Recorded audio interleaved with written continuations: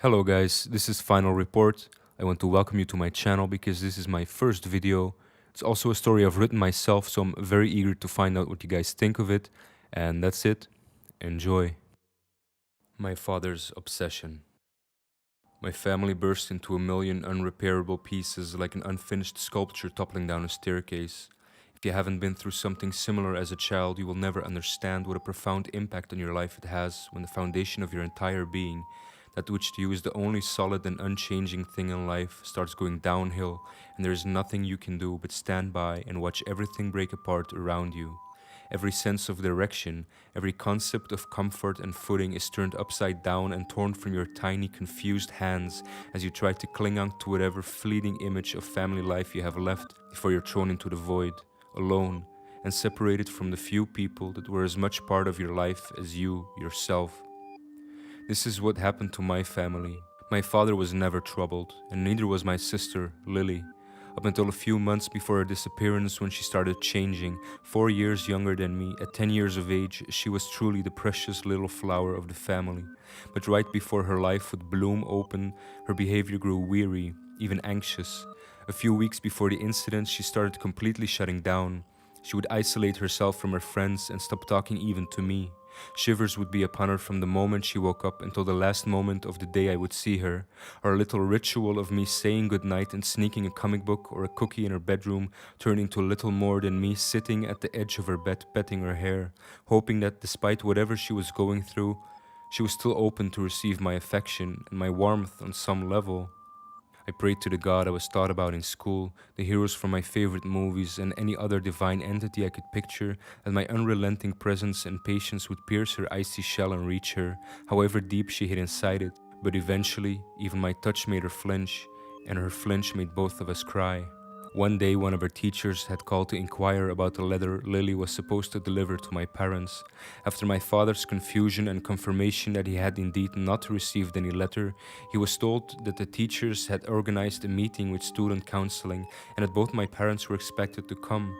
Lily's behavior had become so worrisome that the school had seen no other option. Perhaps at that point it had already been too late. Perhaps my parents were irresponsible and too slow to react. Whatever the case though, 2 days later when I went to wake up Lily, she was gone. Up into thin air she went, and with her only a pair of boots and her coat. However slow to react my parents might have been prior to the incident, it didn't take more than 2 minutes of searching the house before their shouts turned into screams and their screams into shrieks and sobs. I remember, as a 14-year-old boy, I stood there engulfed in the numbness of shock. Everything happened so fast at that moment. Various police officers, family members, and neighbors came and went.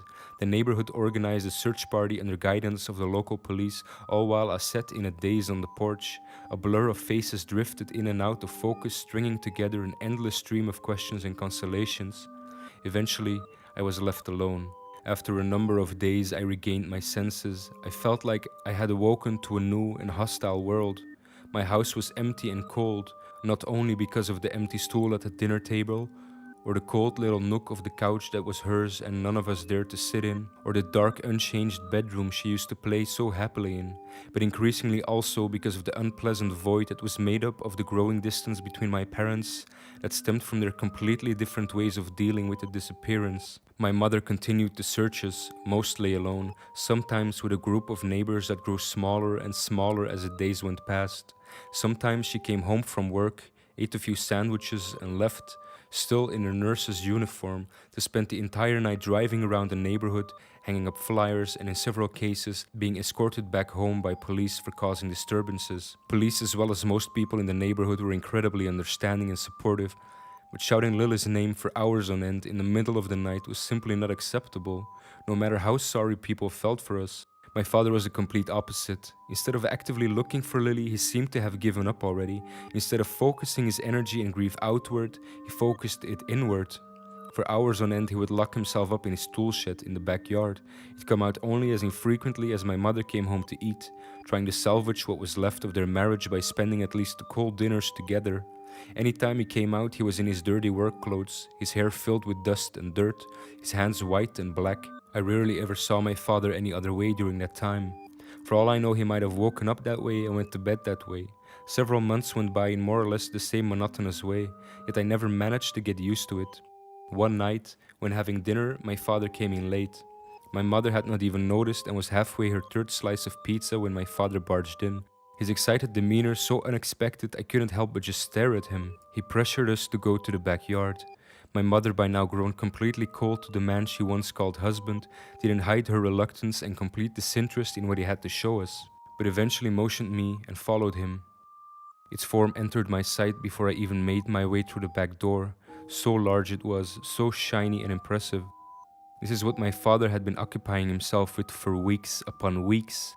A giant marble statue depicting a girl, reaching one arm up to the sky and one arm bent to her chest holding a flower. A lily, of course. For a moment I felt a glimmer of hope that this gesture of parental love could open up my mother to my father again, but it faded at the same moment. The glimmer in her eyes faded, and the barely noticeable smile of awe that had almost formed in her lips sagged down again. Without saying a word, she turned around and left. By that time it became more and more clear that my sister had felt threatened or harassed by someone over the last months. Her last moments reconstructed as much as possible by police and family. The last weeks, when she grew increasingly troubled, either led to her running away or being tricked to meet with someone that would end up her kidnapper, or possibly even her killer. These revelations came about only through puzzling together bits and pieces of information her friends and teachers could report on. Police concluded that, to make things even worse, Lily was likely abused to some degree.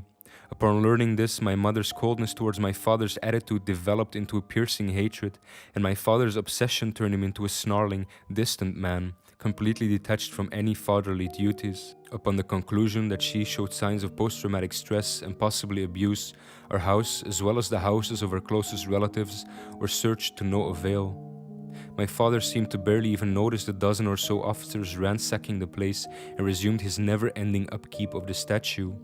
My mother in turn gripped her cup of coffee across from me on the table and blankly stared at the print of my shirt with eyes darkened and baggy, and her cigarette burning itself out in between her fingers. She let it all happen, as if the last bit of life that she had left was stumped out by the unspoken accusation of being responsible for the disappearance of her own child. The divorce came soon after that, and as things go, I ended up living with my mother. Years went by like this, my mother and I, and eventually she moved on and met another man, and we started to heal. My father, however, still lived in our old house, where I would visit him from time to time. Never did he regain himself though. He stopped taking care of the house, he stopped taking care of himself, he stopped caring for me. The only thing he cared for was that statue, and the exuberant flower garden that had expanded under his increasingly pale hands over the years. To me it looked like a fly dancing around a light bulb it would never truly reach, obsessed with the brightness of it until it died from exhaustion. I saw my father as a thinning, graying ghost only kept alive by indulging in the beauty of the shiny marble and the lavish bright colors of the flowers. I also saw him as a loving but broken father that had always been good to me, that desperately tried to cling on to the image of our family. And I felt like my mother had abandoned that family. Even though she now took care of me and did her best, she was the one that left. She was the one that moved on. For my father, Lily was still alive, and for my father, our family was still whole. Despite all this, I stopped going to my father eventually. As the house started falling in disrepair and I started building my own life, I accepted that there was nothing left for me to do, and I simply hadn't the room or energy in my life to hold on to painful memories. And through growing up, I learned to see my mother's choices as a way of saving herself and her sanity and keeping the memories of our family intact, untainted by the obsessive indulgence of my father. I'm 24 now, and my father killed himself 2 months ago. With that, I was left as a sole beneficiary to the inheritance. This is limited to just the house. Expecting the worst, I invited a surveyor to assist me in assessing the value of the house and the cost of the repairs. When I stepped foot in that house, those initial feelings of waking up in a new world came back. The poor state my old home was in only emphasized how beautiful and loving our family had been at one point. Turned to decay overnight, many things were still as I remembered them. My father had never moved the couch, he had never taken down a single picture. 4 plates still sat at the table, one containing my father's half-eaten last meal. and 3 others covered in a layer of dirt and dust but otherwise untouched, as if he had dreamed us being with him every night. Or worse, I imagined with a sharp pain in my chest, as if he had simply been waiting for us to come back, and we never did. Having worked through the entire house, we entered the backyard. The edges overgrown by weeds, the tool shed in the back rotten and half collapsed, but the garden and the statue still in decent condition, though not as pristine as I expected. The garden was somewhat unkempt and the statue a lot duller than I remembered. Now, when I asked the surveyor if he could estimate the value of a slab of marble of that size, he looked at me for a moment before he chuckled and patted me on the shoulder. All in all, the house managed to sell reasonably quick. An older couple bought it as a project, and since there wasn't any structural damage, they could start living in the house relatively quickly. So I'm typing this out as I stumbled my way home from the police office. Once again, my entire world is upside down. The new owners, on inspecting the statue, noticed that paint had started to flake off. Upon realizing the statue in their backyard wasn't actually marble, but concrete, meticulously sculpted, painted, and treated by my father to resemble marble, they decided to take it down and put a swimming pool in the yard instead. The concrete had become so brittle that it broke apart on impact with the ground, after which police was immediately called. Now you ask me, why is it important enough for the police to interview me over an old concrete statue? Well, after all these years, I think I understand that my father didn't lose his mind out of grief, but out of guilt. You see, he never made the statue to mourn my sister. He made it to hide her body.